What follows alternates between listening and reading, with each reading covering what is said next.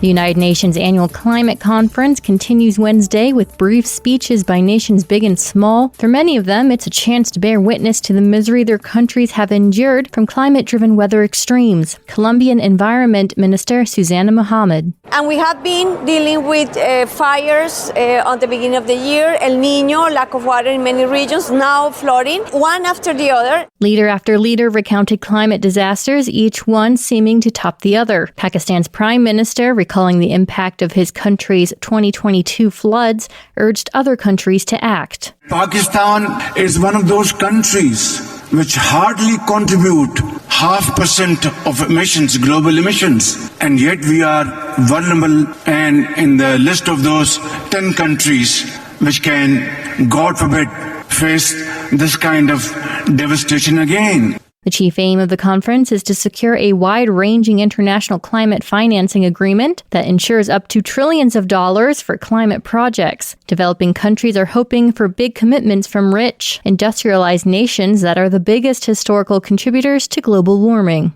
A U.S. federal worker has been charged in a classified documents leak about Israel's earlier plans to strike Iran. AP correspondent Julie Walker has more. The man, identified as Asif William Rahman, was arrested by the FBI this week in Cambodia and was due to make his first court appearance in Guam. He was indicted last week in federal court in Virginia on 2 counts of willful transmission of national defense information. The documents showed up last month on the Telegram messaging app. They were prepared by the National Geospatial Intelligence Agency, which analyzes images and information collected by U.S. spy satellites. I'm Julie Walker. This is VOA News. President-elect Donald Trump returned to Washington on Wednesday for the first time since winning last week's election to meet fellow Republicans in Congress and President Joe Biden at the White House. Well, thank you very much. This is a very nice gathering. Isn't it nice to win?